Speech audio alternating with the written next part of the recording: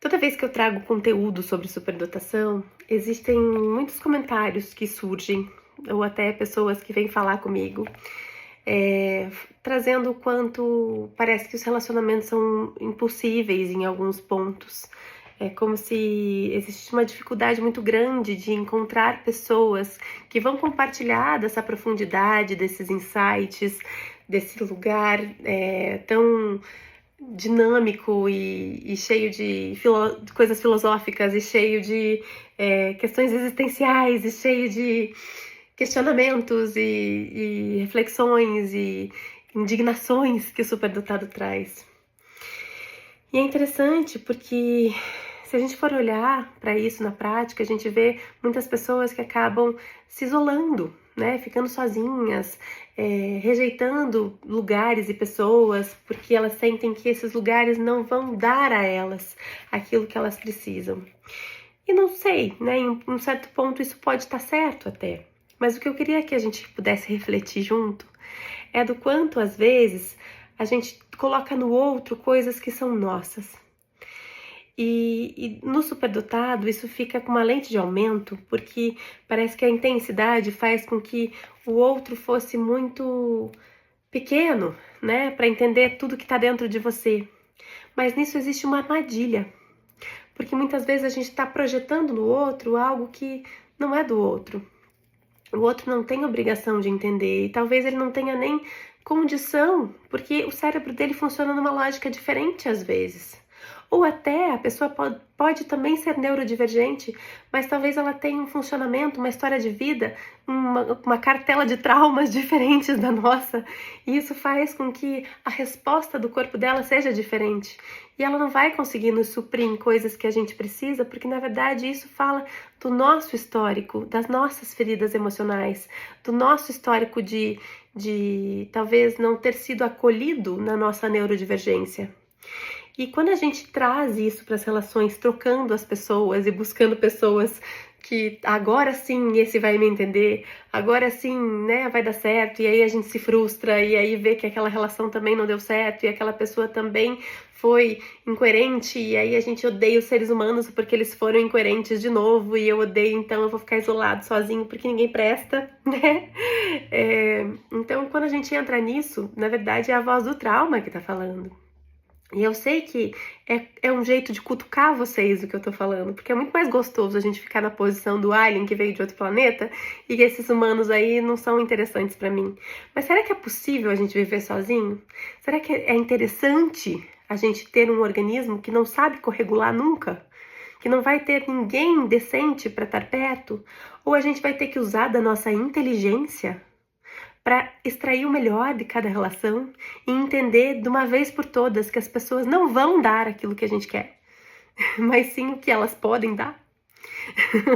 E talvez se a gente ficar nesse ciclo eterno da queixa do que o outro está fazendo para nos abandonar, a gente esteja sendo a primeira pessoa que se abandona, porque a gente está repetindo um trauma de abandono das nossas necessidades, depositando no outro que não vai dar, porque é assim que a gente escolhe as relações muitas vezes, com base justamente do nosso histórico, buscando pessoas que vão repetir isso, né?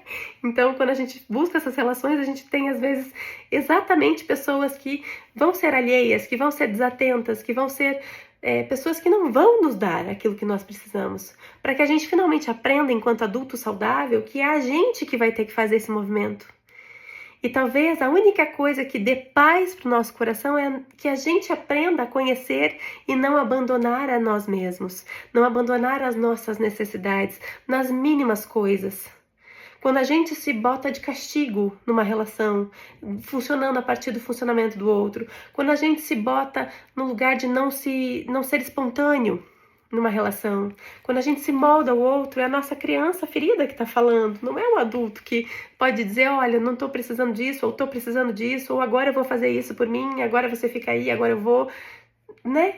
Quando a gente se coloca preso nas coisas, sofrendo nessa ladainha do quanto o outro não presta, ou não é digno, ou de repente não dá conta do que a gente precisa, a gente fica numa gaiola, a gente fica, né, amarrado em coisas que, na verdade, não são sobre o outro. Os outros, eles podem nos dar partes do que a gente precisa, mas nem a gente dá para o outro tudo que o outro precisa, então por que a gente está pedindo? A gente trabalhar com essa ideia de aceitação do que é possível da gente dar e do que é possível do outro nos dar, né? Isso sim é libertar a gente das relações que são ruins. É poder viver com as mesmas pessoas de outro jeito. Porque nem sempre a gente precisa jogar fora as pessoas que estão na nossa convivência. A gente precisa aprender a olhar para elas de um outro jeito.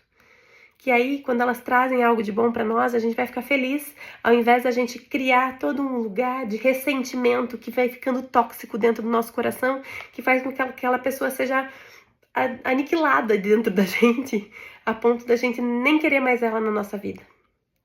Então a intensidade, ela tem essa dinâmica, mas a gente precisa aprender que a primeira pessoa que não pode se abandonar é a gente. E se a gente aprende a fazer isso, a gente consegue transitar muito melhor, muito mais leve pelas relações. E aí a coisa vai. Porque senão dói demais, né? Então que a gente aprenda a extrair o melhor de cada um, a gente aprenda a ter essa maturidade de olhar para o que cada um pode nos dar e ficar feliz com isso e entender que não existe um sonho dourado no mundo onde a gente vai encontrar em alguém tudo que a gente precisa, mas a gente pode sim construir e aprender a pedir também. Ou, quando a pessoa não tiver nem condição de acolher o nosso pedido, que a gente possa ir buscar no mundo e para de sofrer. E não ficar achando que a única solução do mundo é ficar sozinho, tá bom? Um beijo e até! Se você quer saber mais sobre isso, se te interessa saber sobre como os estilos de apego, sobre como a história de vida e sobre como o sistema nervoso autônomo dentro de uma perspectiva polivagal que a gente traz aí, podem ajudar você a balancear as características de superdotação em você, que seriam então a intensidade, a complexidade, a sensibilidade e essa determinação com relação a tudo que implica nas tuas relações nesse contexto, eu te convido para um workshop que vai acontecer no dia 29 de março, das 9 ao meio-dia e meia, é um sábado, e eu e Giovana estaremos trazendo justamente esses temas e dando espaço para a gente poder refletir um pouco sobre esse contexto, sobre como as relações podem ser mais leves na superdotação, e é possível sim a gente viver bem com essa condição e ter pessoas saudáveis, vínculos saudáveis. Tá ok? Espero você!